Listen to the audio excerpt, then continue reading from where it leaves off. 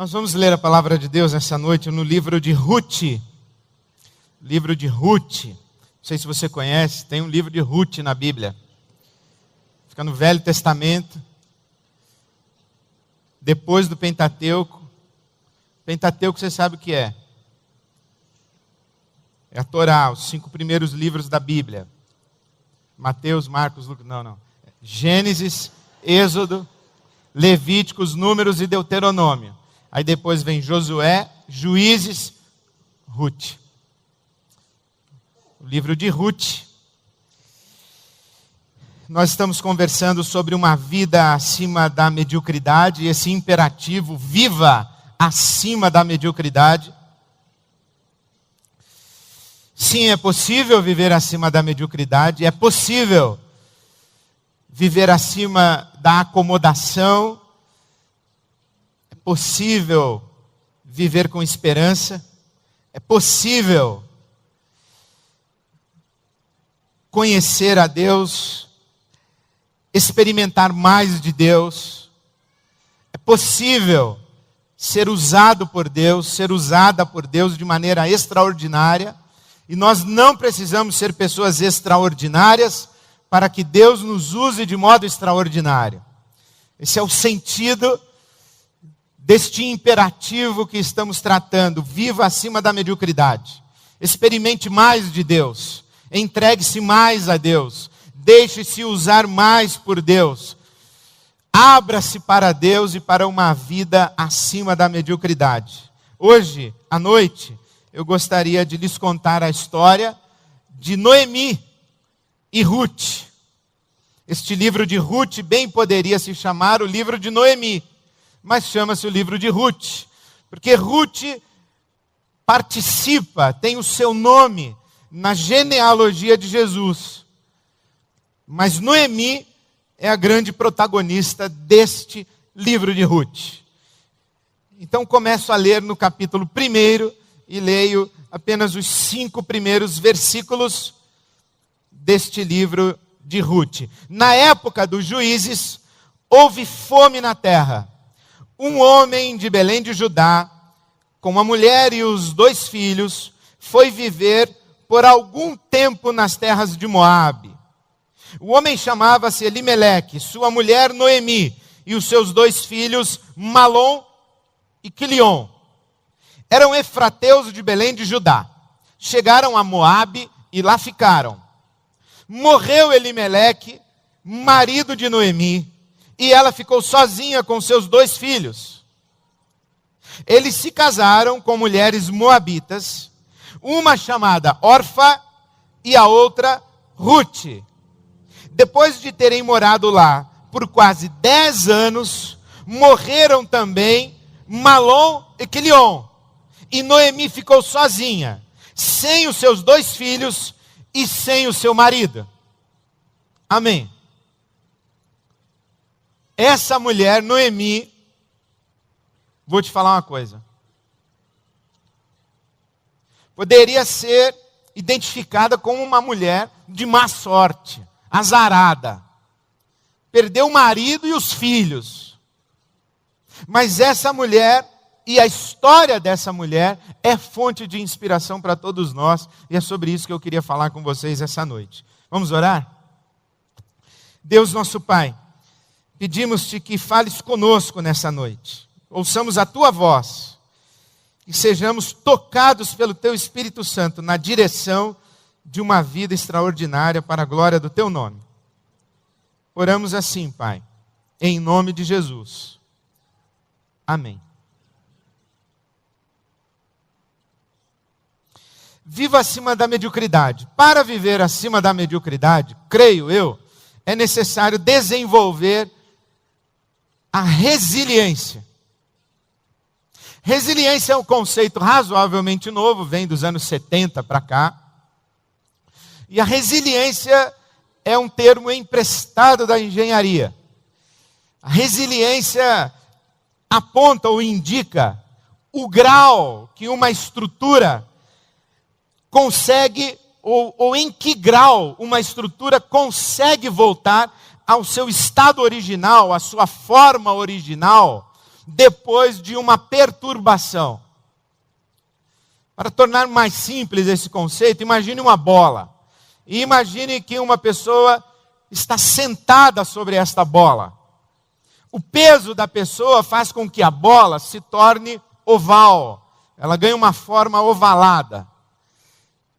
Quando a pessoa se levanta, se a bola continua oval, nós vamos dizer, isso nos termos da engenharia, que esta bola está estressada. A pressão sobre ela foi demasiada e nós descobrimos o limite de pressão que aquela bola consegue suportar sem se deformar. Uma vez que ela ficou deformada, então é uma bola que está estressada.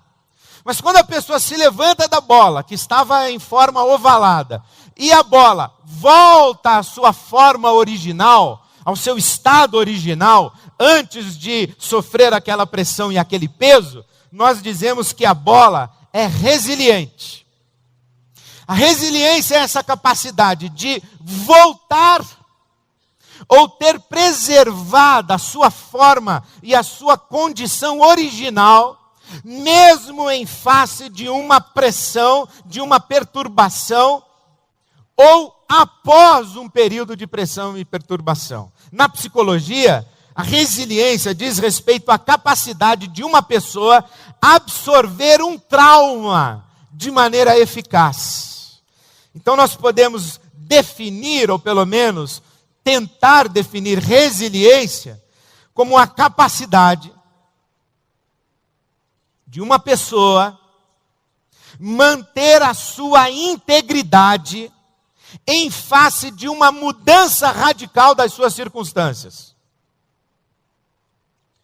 O que é uma pessoa resiliente?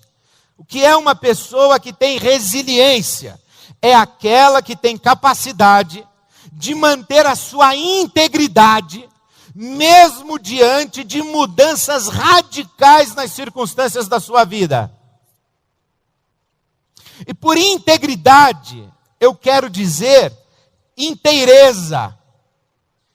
Essa pessoa consegue manter-se inteira, íntegra, ou enquanto atravessa a perturbação, a tribulação, o sofrimento, as mudanças radicais e aos abalos de sua vida, ou depois de tê-las atravessado.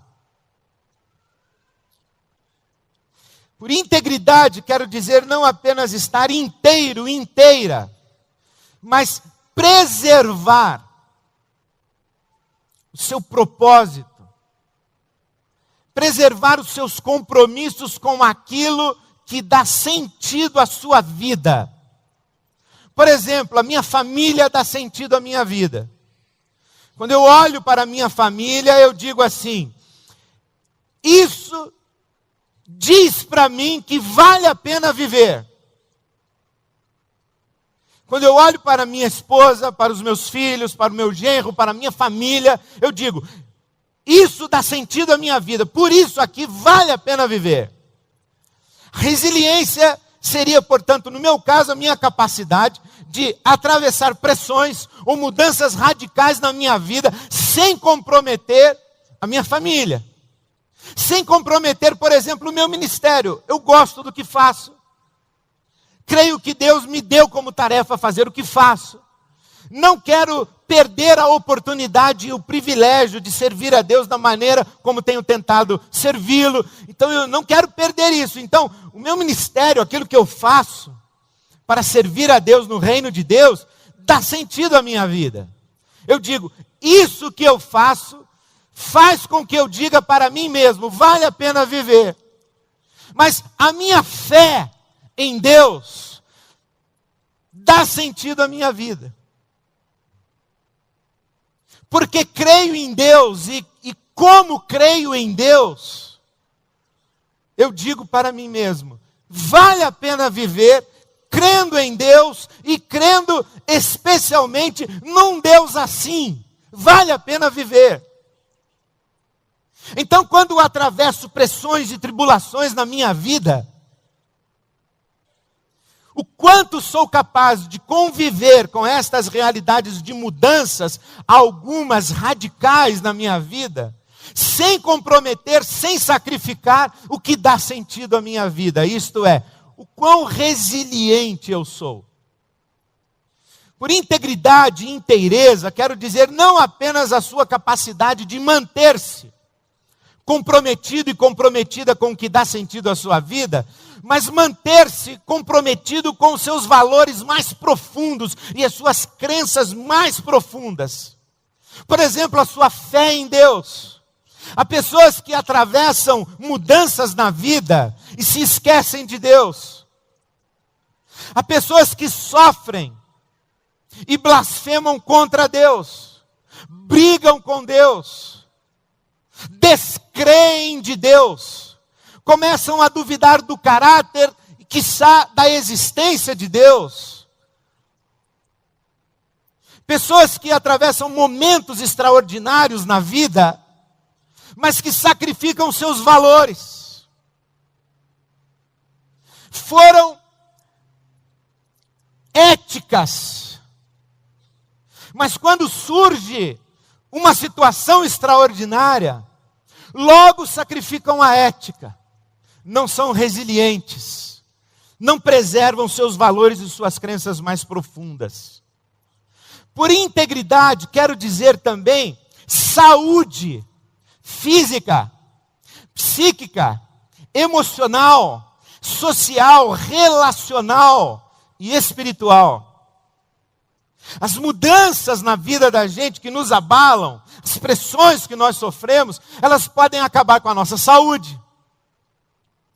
Elas podem acabar com a nossa saúde emocional. Podem nos inviabilizar para as relações. Elas podem, as mudanças nas nossas circunstâncias, podem não apenas destruir os nossos castelos, mas podem inclusive nos destruir. A pessoa resiliente é aquela cujos castelos caíram, mas ela não caiu. Ela permaneceu em pé, ela permaneceu inteira, ela permaneceu íntegra, ela permaneceu com saúde, atravessou a mudança radical. E por mudança radical, não quero dizer apenas coisas ruins que acontecem, porque coisas boas podem estragar gente fraca. Ou coisas potencialmente boas. Por exemplo, a Bíblia diz que dinheiro é um negócio, se não é diabólico, é quase. Dinheiro é uma coisa que tem um potencial de se tornar um demônio, como poucas coisas que a gente conhece na vida. Mas o dinheiro pode estragar a vida da gente. A gente não diz isso? Depois que ficou rico, mudou, se estragou. Não soube ter dinheiro, não soube subir na vida, não soube ter uma carreira bem-sucedida, não soube. Por exemplo, há mulheres que se estragam com uma cirurgia plástica. Não é verdade? Posso ouvir um amém? Não, tem mulher que ela já se acha estragada antes da cirurgia. Aí depois que ela faz a cirurgia, ela se olha no espelho, ela se acha linda. Aí ela fica mais estragada do que achava que era.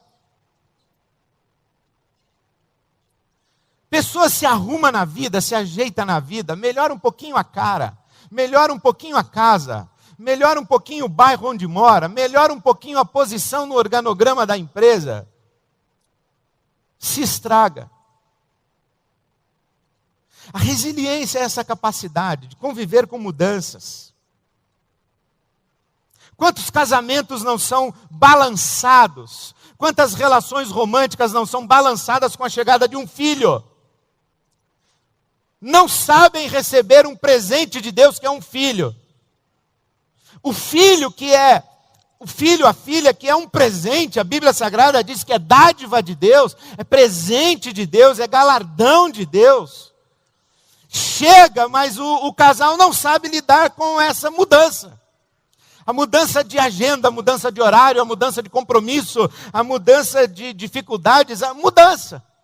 Sair da zona de conforto para acolher alguém que exige quase tudo. A resiliência é essa capacidade de atravessar períodos de mudança, quer sejam mudanças que consideraríamos ruins, períodos de sofrimento, e mudanças potencialmente boas, sem nos perdermos no meio da mudança. Foi por isso que escolhi Noemi. Esta mulher, Noemi, começa com a sua história muito comprometida. Ela vive um período de fome na sua terra. O marido decide mudar-se para uma outra terra. Eles saem de Canaã porque ela vive no período dos juízes. O período dos juízes é muito importante na história de Israel. Quando o povo de Israel sai do Egito, depois de 420 anos de escravidão, sai com Moisés, peregrina 40 anos no deserto com a liderança de Moisés. Depois de 40 anos, Josué substitui Moisés e lidera o povo na conquista da terra de Canaã. E depois da terra de Canaã conquistada pelo povo de Israel, a terra e o povo na terra é governado pelos juízes. E ali na terra de Canaã, a terra da prosperidade e da abundância, veja como situações e mudanças radicais, potencialmente boas, podem estragar pessoas. Na terra de Canaã e na terra da abundância, esse povo vive ciclos e se esquece de Deus. Ele prospera, se esquece de Deus, entra em decadência, é disciplinado por Deus. Deus levanta um juiz, um governador fiel. O povo se arrepende, passa a viver em paz, aí prospera, aí se esquece de Deus, aí entra em decadência, é disciplinado, e Deus levanta outro juiz. São esses ciclos. Noemi vive num ciclo de baixa. A terra de Canaã não é mais a terra de abundância e de prosperidade, é uma terra onde há fome, uma fome que está espalhada sobre a terra, inclusive na terra de Canaã. E o marido então decide sair de Canaã e viver na terra de Moabe. Moabe era um povo amaldiçoado por Deus, porque quando o povo de Israel saiu do Egito, Moabe, os moabitas, não socorreram Israel. E Deus diz a Moisés claramente: nenhum moabita entrará na congregação de Israel. Isto é, nenhum homem de Israel vai se casar com uma moabita. E é para lá que o Elimeleque e Noemi vão com seus 2 filhos. Se estão na terra de Moabe, os 2 filhos vão se casar com quem? Com moabitas, Orfa e Ruth. Só que lá na terra de Moabe, morre Elimeleque. Morrem os 2 filhos, Malom e Quilion. Olha o nome dos caras. Malom queria dizer doença. E Quilion queria dizer tristeza. Agora veja a cabeça de uma mãe que coloca o nome do filho de doença e tristeza.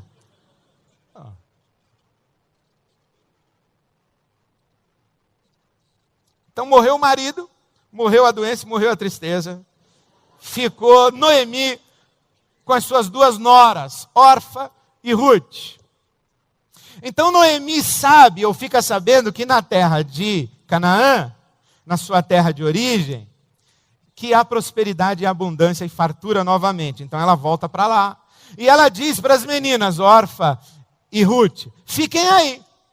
Fiquem aí, não venham comigo não para minha terra. Fiquem aí na casa de vocês. Seria bom que vocês ficassem por aí. E olha, que o Senhor seja leal com vocês, como vocês foram leais com os falecidos e leais para comigo. O Senhor conceda que cada uma de vocês encontre segurança no lar de um outro marido. Por quê? Aí diz a Noemi, no capítulo 1, versículo 13: porque a mão do Senhor voltou-se contra mim. A Noemi diz assim, olha, Deus está Velho Testamento comigo e decidiu me amaldiçoar, e agora quem estiver perto de mim vai sobrar também para quem estiver perto. Então é melhor vocês irem embora, voltem para a casa de vocês. Orfa diz assim, então Noemi, eu sinto muito, eu vou sentir muito a sua falta, mas um beijo e tchau. A Ruth diz assim, não, eu vou ficar com você. E Ruth pronuncia as famosas palavras do versículo 16 do capítulo 1. Não instes ou não insistas comigo que te deixe e que não mais te acompanhe. Aonde fores irei, onde ficares ficarei. O teu povo será o meu povo, o teu Deus será o meu Deus. Onde morreres, morrerei e ali serei sepultada. Que o Senhor me castigue com todo rigor, se outra coisa que não a morte me separar de ti. Então voltam para Canaã Noemi e Ruth. Noemi, a viúva que perdeu seus 2 filhos, e Ruth, a viúva de um dos filhos de Noemi. Noemi e sua nora, Ruth e sua sogra. Noemi e Ruth voltam para a terra de Canaã. Quando elas chegam na terra de Canaã, as mulheres que ficaram reconhecem Noemi e dizem assim, olha, não é Noemi, aquela não é a Noemi, voltou. Tinha ido lá para a terra de Moabe, mas resolveu voltar. Não é Noemi? E Noemi então responde assim, olha, versículo 20 do capítulo 1. Não me chamem mais Noemi. Não me chamem mais Noemi. Melhor que me chamem de Mara, amarga. Noemi quer dizer agradável. Mara quer dizer amarga. Morreu o marido, morreram os filhos. A mulher agradável, que já não estava tão agradável porque coloca nos filhos o nome de doença e tristeza. Essa mulher agradável, ela agora quer ser chamada de Mara, amarga. As circunstâncias da sua vida fizeram-na uma mulher amarga, ou melhor dizendo, a maneira como ela, Noemi, reagiu às circunstâncias da sua vida, fez com que ela, Noemi, se tornasse uma mulher amargurada, amarga, destruída pelas circunstâncias. Mas ela diz mais, é melhor que me chamem de Mara, pois o Todo-Poderoso tornou a minha vida muito amarga. De mãos cheias eu parti, e de mãos vazias o Senhor me trouxe de volta. Por que me chamam Noemi? O Senhor colocou-se contra mim, o Todo-Poderoso me trouxe desgraça. Deus é culpado da minha má sorte. Deus me castigou, Deus me amaldiçoou, Deus estragou com a minha vida, Deus derrubou os meus castelos, Deus é a causa da minha tribulação, do meu sofrimento. Deus está furioso para comigo, alguma coisa errada eu fiz para com Ele, Ele matou meu marido, matou meus filhos, acabou com a minha vida. Mas elas estão em Canaã, a terra da prosperidade. E essa Noemi tem ao lado a sua nora Ruth. E Ruth diz assim, olha, eu vou procurar trabalho, e eu vou procurar o que comer para trazer pão para a nossa mesa aqui em casa, Noemi. E ela sai e se vale de uma lei em Israel, que era a lei dos respigos. Em Israel, os campos e as lavouras não podiam ser colhidos nos cantos. E nada do que caísse ao chão poderia ser recolhido. Porque todos os frutos e todas as produções das lavouras e dos campos de Israel, que estivessem nos cantos das plantações e caído ao chão, era o mantimento reservado na lei de Moisés, a lei dos respigos, para o órfão, a viúva e o estrangeiro. E Ruth sai para colher os respigos, e chega ao campo de um homem chamado Boaz. E aqui começa uma história no capítulo 2, e se estende os capítulos 2 e 3. É uma história que tem bem mais de 50 tons de cinza. É uma história que eu vou te falar uma coisa, esse Boaz é um cara perigosíssimo, é um Christian Grey disfarçado. Esse Boaz, ele Aqui, inclusive, no capítulo 2, tem a receita do crime. A receita do crime. Mas que a Bíblia não dá receita de crime, né? É a nossa mente criminosa que lê a Bíblia com receita do crime. Mas eu poderia dizer que aqui a Bíblia dá a pauta da conquista e da sedução. É um roteiro. Você que está sozinho, meu amigo, preste atenção no Boaz. Primeira coisa, o Boaz vê a Ruth. Viu.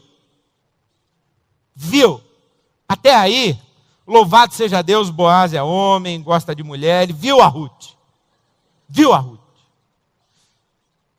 E aí tudo bem, ver é uma coisa boa. Ser despertado no desejo é uma coisa boa. Coisa de Deus isso aí.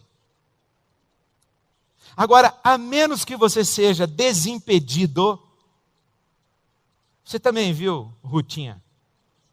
A menos que você seja desimpedida, não dê o segundo passo pelo amor de Deus. Mas se você está desimpedido, o segundo passo é o seguinte. Versículo 5 de Ruth, capítulo 2. A quem pertence aquela moça? Porque o Boaz poderia ter visto e dito, louvado seja o teu nome, Senhor, pela tua bela criação, e seguido a vida. Mas ele fez mais. Ele viu e foi perguntar a respeito de quem é, onde mora, é casada, está comprometida, está noiva, tem namorado, qual o telefone, consegue o telefone dela aí para mim? Boaz. Depois, capítulo 2, versículo 8. Primeiro é a fase da observação, primeiro é o choque do encanto. Segundo, é o segundo passo da pesquisa.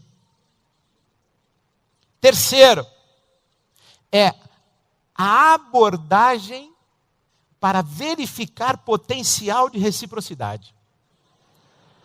Você chega, tal, e aí o Boaz ele vai para Ruth e diz assim: ouça bem, minha filha, não vá para outras lavouras, fique aqui mesmo, fique nessa aqui, fique nas minhas terras com as minhas servas. Você é bem-vinda aqui, Ruth.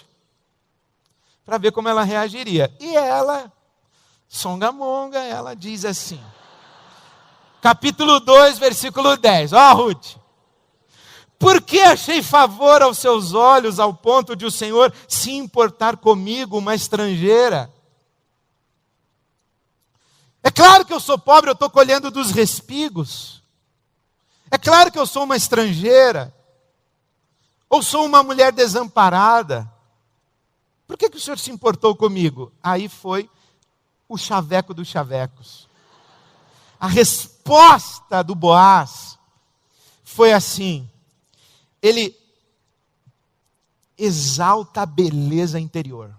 Porque se a coisa mais linda é a beleza interior. Porque olha, ele diz assim no versículo 11: contaram-me tudo o que você tem feito por sua sogra, depois que você perdeu seu marido. Já sabia que era viúva. Depois que você perdeu seu marido, e como deixou seu pai, sua mãe, sua terra natal, para viver com um povo que você nem conhecia bem, por lealdade, amor e cuidado da sua sogra, que já está idosa. Primeiro passo, o choque do espanto, do encantamento. Segundo passo, pesquisa. Terceiro passo, abordagem para verificar possibilidade de reciprocidade. Quarto passo, exaltação das virtudes interiores. Não vai dizer que é bonita, que o cara é bonitão. Fala do caráter, fala, você é uma pessoa maravilhosa, sensível. Você tem uma coisa nos seus olhos que eu não vejo faz tempo. Você tem um caráter, e olha, eu pesquisei sobre você. Você tem uma reputação. Fala da beleza interior. Comove assim. Próximo passo. Convida para almoçar. Último passo fatal. Seja generoso. Presenteie. Mas assim, generosamente. Você já está encantado. Você já fez a pesquisa. Você gostou do que viu e do que ouviu. Porque tem gente que a gente gosta quando vê, mas não gosta depois que ouve a respeito. E tem gente que a gente não gosta quando vê, mas gosta depois que ouve.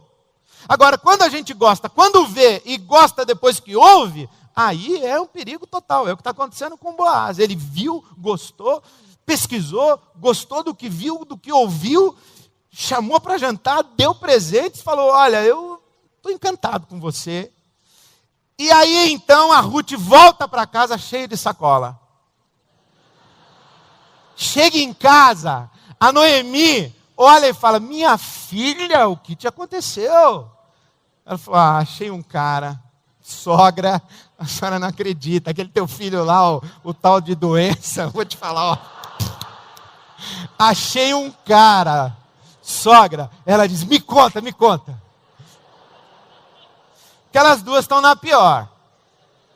São mulheres viúvas. A mulher viúva naquela cultura oriental, e infelizmente na cabeça de muita gente, não vale nada. A mulher, aliás, na cabeça de muita gente não vale nada. É só objeto de consumo e de prazer masculino. Tanto que o Boaz pergunta, a quem pertence essa Ruth aí? Tem dono?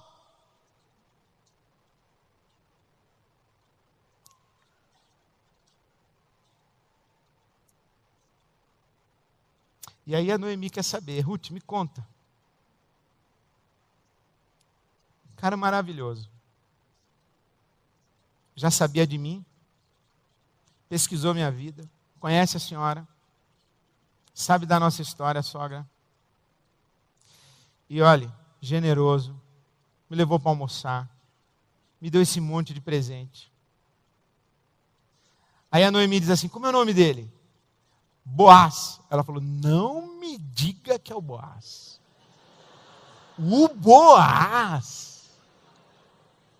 E a Noemi diz assim para Ruth, aquele homem é nosso parente. E é o nosso remidor, o nosso redentor, o nosso resgatador. Porque nessa cultura de Israel tinha um detalhe. O sujeito que morresse sem deixar filhos, o parente mais próximo tinha que casar com a viúva. E deixar filhos ao falecido. E colocar nos filhos o nome do falecido. E gerar herança para os filhos dele, que na verdade eram filhos do falecido. É isso que é ser o redentor, o remidor. É pegar essa mulher viúva, que agora não está valendo nada no mercado dos afetos, e dizer, eu quero você.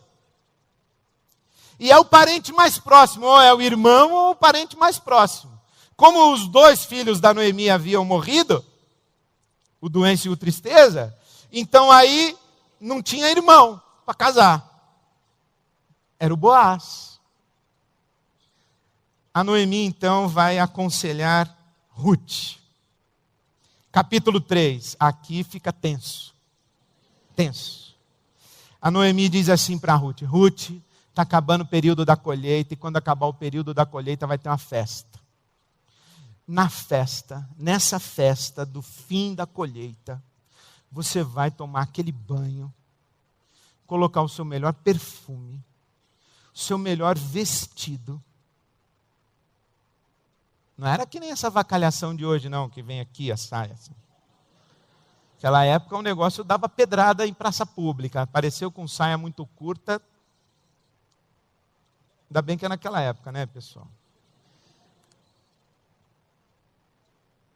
Olha, esse livro de Ruth, quando eu estava lendo, ele despertou algumas coisas em mim, assim, que eu não posso falar para vocês. Mas essa Noemi falou, ó, fica de olho no Boaz. Vá, como a gente diz no popular, vestida para matar. Vá vestida para matar. Fica de olho no Boaz. Aonde ele for, você vai. Você vai atrás dele, mas não deixa ele te perceber até que ele tenha comido e bebido. Versículo 7 do capítulo 3. Quando Boaz terminou de comer e beber, ficou alegre.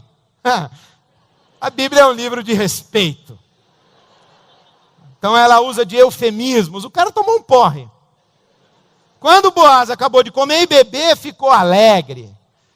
Caiu lá no monte de cevada, porque a Noemi falou isso para Ruth. Observe onde ele vai tombar.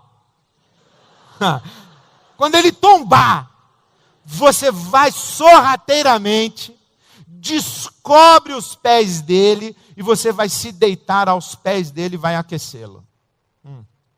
Olha a sogra, olha o conselho da sogra. À noite o cara acorda, vê aquela mulher ali perfumada, vestida para matar aos pés dele, e fala assim, quem é você, minha filha? Olha como o cara estava bom. Porque ele estava encantado pela Ruth. Ela estava na alça de mira dele. E ela está à noite aos pés dele, ele não reconhece a Ruth. Quem é você, minha filha? Ela diz assim, eu sou Ruth, sua serva. Sou Ruth, sua serva. E tenho mais uma notícia para dar para o senhor é o meu remidor. O senhor é o meu redentor. O senhor é o cara destinado a casar comigo e mudar a minha sorte e mudar a minha vida. O Boaz, ele solta fogos de artifício, acende sinalizadores. Ele fica feliz da vida e fala, eu vou casar contigo. Mas tem um problema, tu tem um parente mais próximo do que eu, nós temos que tirar esse cara do caminho. O cara já estava maquinando, aí ficou sóbrio rápido. Aí ela volta para casa, Noemi no portão. Não dormiu, ficou lá. Olhando para o celular, olhando, nada, nem um SMS da Ruth. Quando a Ruth chega, ela fala, Ruth, me conta, filha, me conta, o que aconteceu? Aí ela conta tudo como aconteceu, a Noemi faz o seguinte comentário para ela, capítulo 3, versículo 18, minha filha, aquele homem não descansará enquanto não resolver essa questão hoje mesmo. Tecla SAP, está no papo. Esse cara, fisgamos, cara. Está com a gente. Está com a gente. O Boaz vai tomar as providências dele para tirar o parente mais próximo do meio do caminho. O que ele faz? Ele fica na entrada da cidade, porque naquele tempo acontecia isso. O tribunal de pequenas causas, nas vilas e nas cidades de Israel, era ali a entrada da cidade. Se você tinha uma causa para resolver com alguém, você ficava na entrada da cidade, quando aquela pessoa chegasse, você chamaria um grupo de homens de respeito daquela sociedade, constituiria ali um pequeno tribunal e resolveria a questão ali mesmo diante daqueles homens. O que o Boaz faz? Ele reúne 10 homens de reputação respeitada na cidade, e quando o parente mais próximo da Ruth vai chegando, ele fala assim, tem uma parada aí para a gente resolver. A Noemi, viúva do teu parente, o Elimeleque, voltou e colocou as terras dela à venda. E você é o cara que é o remissor, o remidor, o redentor de Noemi. Você quer as terras? Aí ele diz assim, quero. Mas tem um detalhe, tem a viúva do falecido lá, filho da Noemi, tem a viúva aí. Aí o cara fala para o Boaz, e a viúva? Fala, horrorosa. A viúva, vou te falar, a viúva horrorosa. Aí o cara diz, não quero então não. Não quer? Não. Então, vocês aqui estão de testemunha que o cara falou que não quer. Falou que não quer. E naquela época é o seguinte, quando o camarada, que era o remidor, não queria a viúva, tinha que tacar um sapato nela em praça pública. Você imagina, a senhora já é viúva, já está atravessando um vale. Aí vem o remidor, olha para ela, não me diz, isso aí não. Por isso que em Obadias, profeta Obadias, na Bíblia tem um profeta chamado Obadias, e Deus diz que sobre Edom, os edomitas, Deus diz assim, sobre Edom lançarei o meu sapato. Atirar o sapato é um símbolo de rejeição, dizer, não quero você, não quero parte com você. Só que como a Ruth não estava lá para tomar a sapatada do parente mais próximo, o camarada tirou a sandália e deu na mão do Boaz, era o documento. O Boaz foi embora com a sandália do cara, chegou para Ruth e falou, o cara não te quis, mas eu te quero. Aí foi aquela festa. Os camaradas aprovaram a tal da transação, e aí foram abençoados, e o capítulo 4, versículo 13, diz assim, Boaz casou-se com Ruth, e ela se tornou sua mulher. Boaz a possuiu, e o Senhor concedeu que ela engravidasse dele, e desse à luz um filho. As mulheres disseram a Noemi, não a Ruth, as mulheres disseram a Noemi, louvado seja o Senhor que hoje não a deixou sem remidor.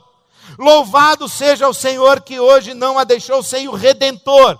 Que o seu nome seja celebrado em Israel. O menino lhe dará nova vida e a sustentará na velhice, pois é filho da sua nora, que a ama e que lhe é melhor do que 7 filhos. Noemi pôs o menino no colo e passou a cuidar dele. As mulheres da vizinhança celebraram o seu nome e disseram, Noemi tem um filho. E lhe deram o nome de Obed. Este foi o pai de Jessé, que foi o pai de Davi. Ruth, portanto, é bisavó do rei Davi. E por isso é que Jesus, o filho de Davi, tem Ruth na sua genealogia. O que a gente aprende com essa história, depois desses comentários esclarecedores sobre Ruth, Noemi e Boaz? O que a gente aprende sobre resiliência e atravessar o sofrimento sem se perder de Deus, sem se perder de si mesmo, sem se estragar para a vida? O que a gente aprende sobre resiliência? Bom, a gente pode aprender um monte de coisa, e é claro que a minha leitura de Ruth, Noemi e Boaz é a minha leitura particular. Há muita coisa que se pode dizer aqui. Talvez, se um rabino estivesse ouvindo eu ler o livro de Ruth como li, talvez até eu considerasse uma forma de desrespeito, e que etc. e tal. Porque, às vezes, a gente tem a tendência de transformar a Bíblia num livro de sabedoria prática para a gente se dar bem na vida. Princípios de sucesso na Bíblia Sagrada. Fique atento às oportunidades. Case certo. Escolha bem o nome dos seus filhos. Aí eu ia poder dar uma lista aqui de coisas. Vista-se bem. Saia de casa perfumado e perfumada. Poderia dizer aqui, está procurando emprego? Vista-se bem, vá perfumado, faça uma pesquisa sobre o cara que vai te entrevistar, vê direitinho, tá? Mas aí a Bíblia vira um livro assim de filosofia humanista. Ou pior, vira um livro de autoajuda. Porque a Bíblia não é um livro de sabedoria prática, embora contenha muita sabedoria prática. A Bíblia Sagrada é essencialmente um livro a respeito de um relacionamento profundo com o Deus que nesse livro se revela.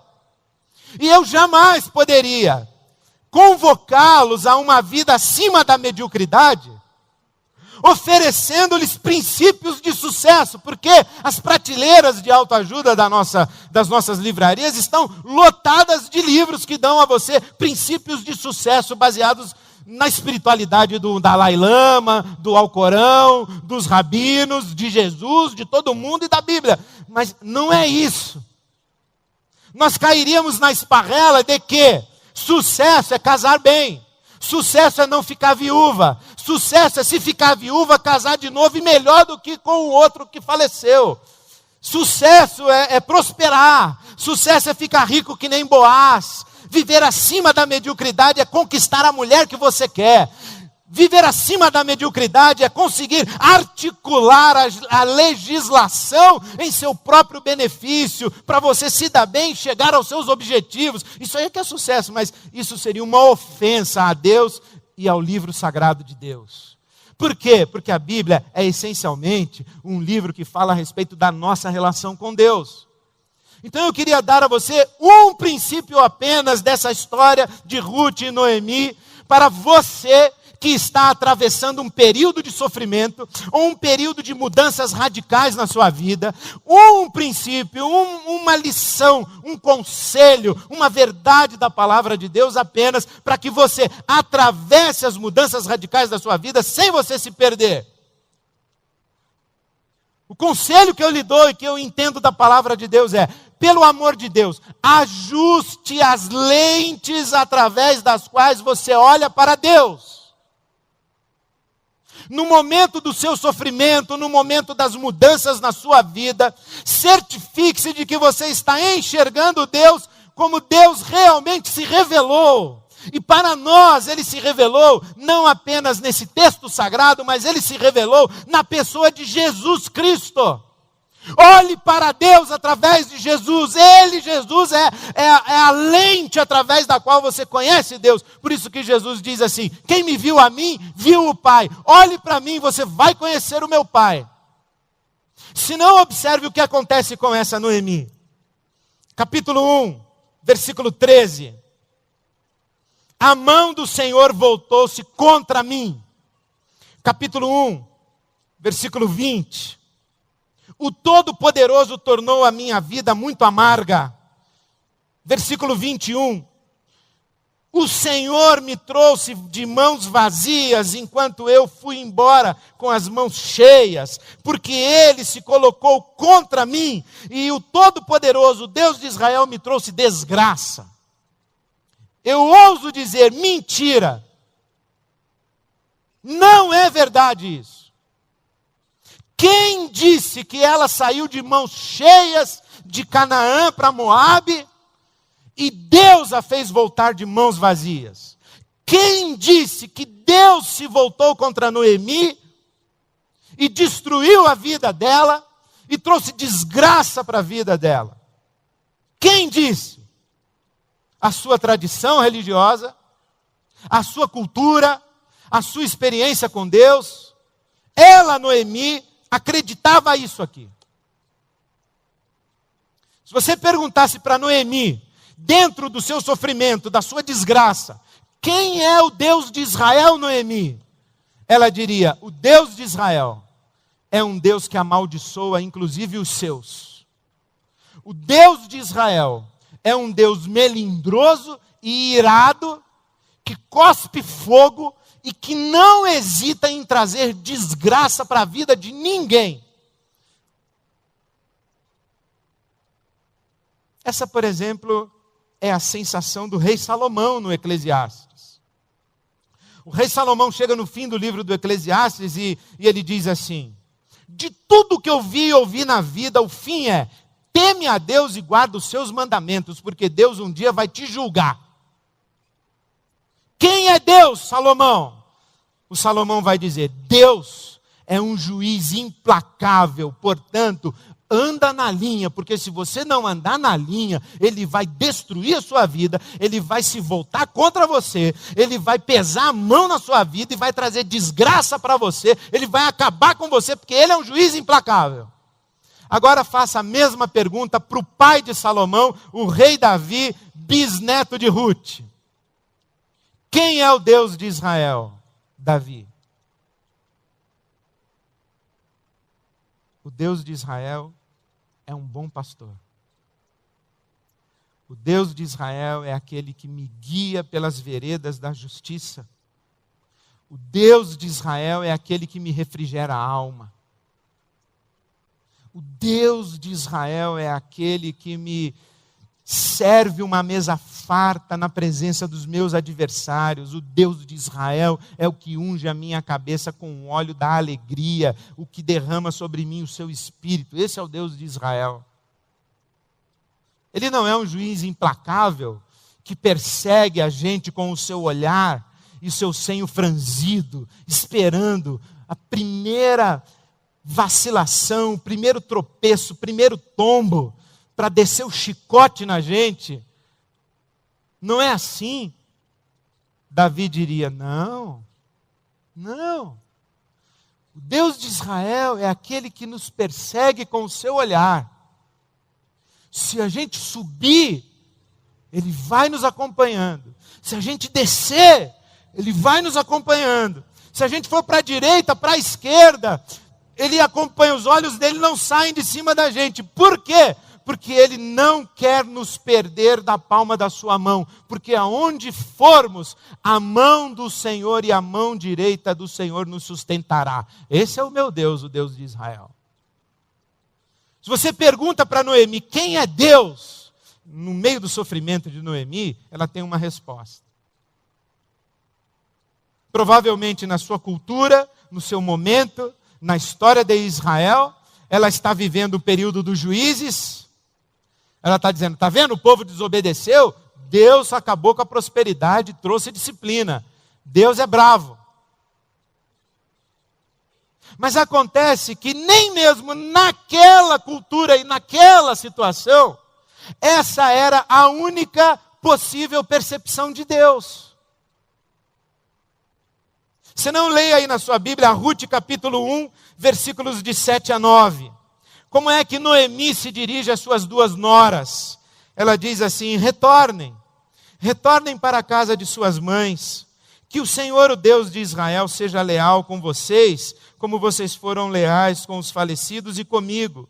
E que o Senhor Deus de Israel conceda a cada uma de vocês que encontre segurança no lar de outro marido. Noemi, quem é mesmo Deus de Israel? O Deus de Israel é um Deus preocupado com as viúvas, com os órfãos, com os estrangeiros, com os pobres. O Deus de Israel é um Deus leal.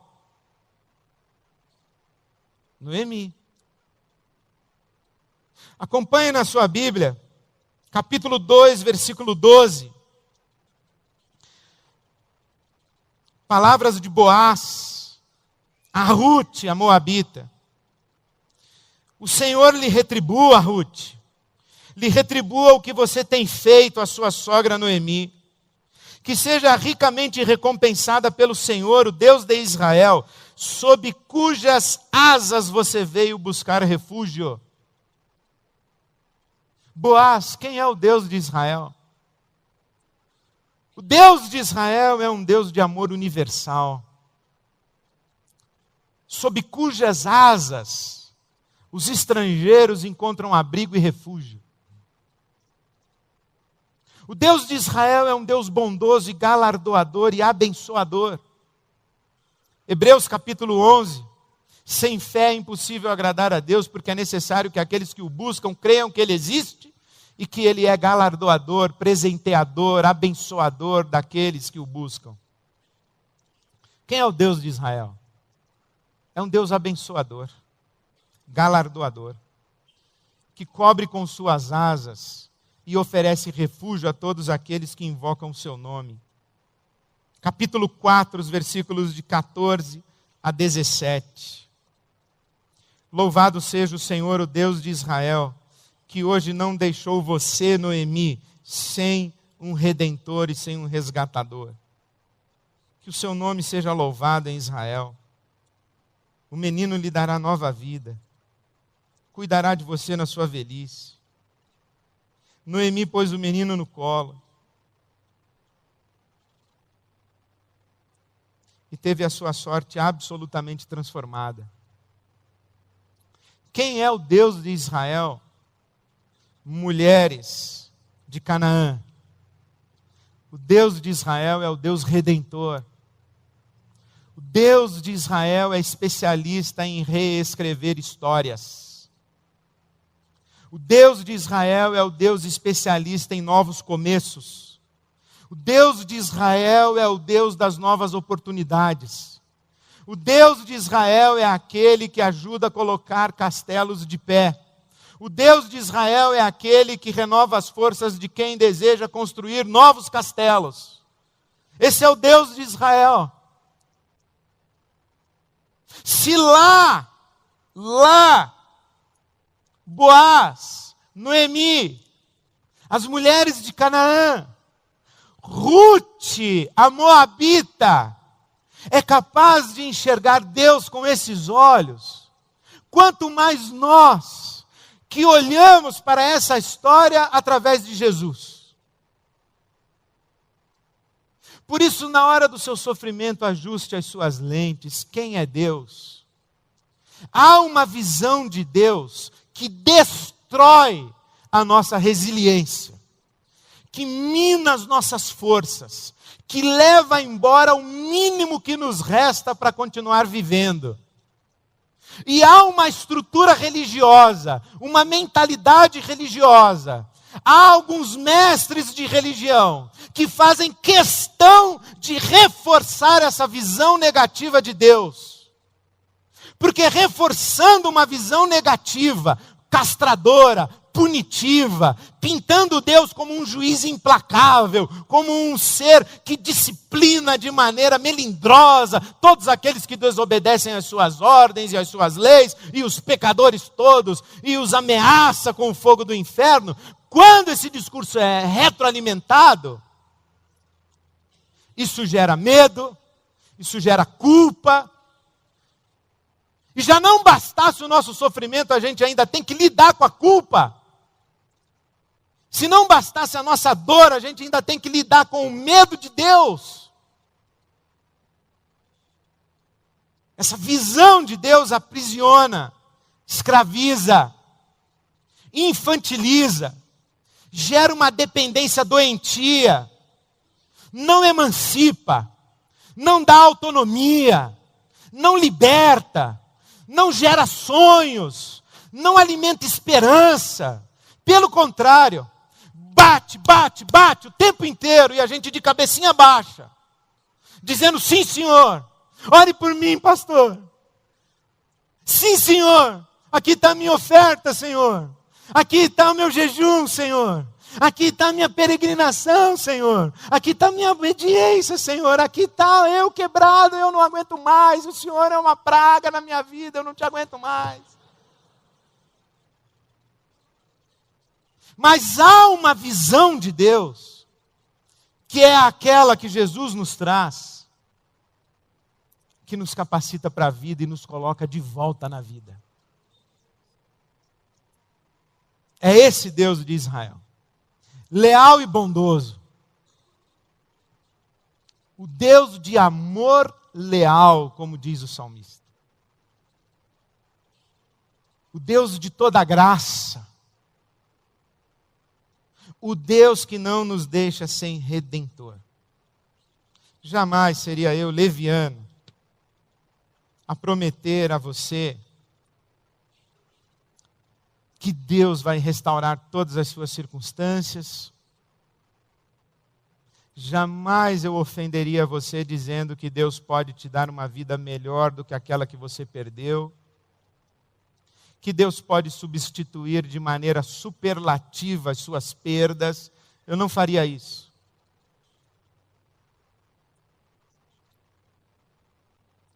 Mas o que a palavra de Deus nos diz é que Deus nos dá forças e nos coloca em pé para continuar a viver com dignidade, com grandeza, quaisquer que sejam as circunstâncias da nossa vida. O nosso Deus não é parte do problema, o nosso Deus é a solução. Mas não necessariamente a solução das nossas circunstâncias, mas a solução da nossa interioridade, da nossa humanidade. Mais do que saber resolver problemas, Deus é especialista em resolver pessoas. Em nos fazer resilientes, com a força do seu Espírito que habita em nós. Hoje, quando celebramos a ceia memorial, repartimos o corpo e o sangue de Jesus, nós também podemos dizer uns aos outros o que aquelas mulheres de Canaã disseram a Noemi: bendito seja o Deus de Israel, que não te deixou sem redentor. Pode olhar para quem está do seu lado, qualquer pessoa, em qualquer situação, e dizer isso: bendito seja o Deus de Israel, porque Ele não te deixou sem redentor. A página triste da sua história não é a última. Coloque a sua vida na mão de Deus. Ele não te deixou sem redentor, Noemi. Não te deixou sem redentor, Ruth. Não te deixou sem redentor, José, João, Pedro, Paulo, Renato, seja lá qual for o seu nome. Ele não te deixou sem redentor. Deus é especialista em reescrever histórias, em colocar gente de pé e dizer: começa de novo, continua na batalha, não se apequene, não desista. Não esmoreça da luta. A vida é difícil mesmo. A gente perde marido, perde pai, perde filho, perde esposa. A gente perde amigo. Mas Deus é maior do que todas as nossas perdas. Louvado seja o nome do nosso Deus. Ele não nos deixou sem redentor. Nós podemos acumular perdas, mas as nossas perdas não podem destruir as nossas vidas. O rabino Harold Kushner, ele fala uma coisa extraordinária no livro dele, Coisas Ruins Acontecem a Pessoas Boas. Ele diz que as pessoas que nós perdemos, nós podemos transformá-las em mártires do diabo e mártires de Deus. Porque quando as pessoas que nós perdemos, nós reagimos a essa perda, e a nossa vida é destruída na ausência dessa pessoa amada, nós a transformamos em mártir do diabo. Mas quando nós perdemos os nossos amados, e nós glorificamos a Deus, e a memória dos nossos amados, nós glorificamos a Deus, e vivemos na inspiração daqueles que amamos e refazemos as nossas vidas, nós os fazemos mártires de Deus. Noemi passou muito perto de morrer junto com seu marido e com seus filhos, mas Deus não a deixou sem redentor. E também não nos deixou sem redentor. Portanto, qualquer que seja a sua vida, se você quiser um salto para cima da mediocridade, ajuste as suas lentes, olhe para Deus e diga: Senhor, eu estou aqui. A vida para mim não tem sido nada fácil, mas eu continuo glorificando o teu nome. E eu digo ao Senhor: me mantenha em pé, com dignidade. Faz de mim um homem maior do que a minha dor. Faz de mim um homem maior do que o meu sofrimento. Faz de mim uma mulher maior do que as minhas faltas. Faz de mim uma mulher maior do que a minha história. E que daqui a 10 anos, 15 anos, 50 anos, quando contarem a minha história aos meus netos, aos meus bisnetos, quando escreverem a árvore genealógica da minha família, que parem no meu nome e digam assim: ah, esse seu vovô sofreu muito, mas era um homem de Deus, e Deus não o deixou sem redentor. Essa sua vovó, a Bisa, sofreu muito, mas era uma mulher de Deus, sofreu em pé, com dignidade, e as pessoas louvavam a Deus pela grandeza dessa sua Bisa. Ore assim. Coloque a sua vida na mão de Deus. Atravesse os seus dias de joelhos, porque nós temos um Redentor que celebramos hoje à noite, Jesus Cristo, nosso Senhor. Que Deus nos abençoe. Amém.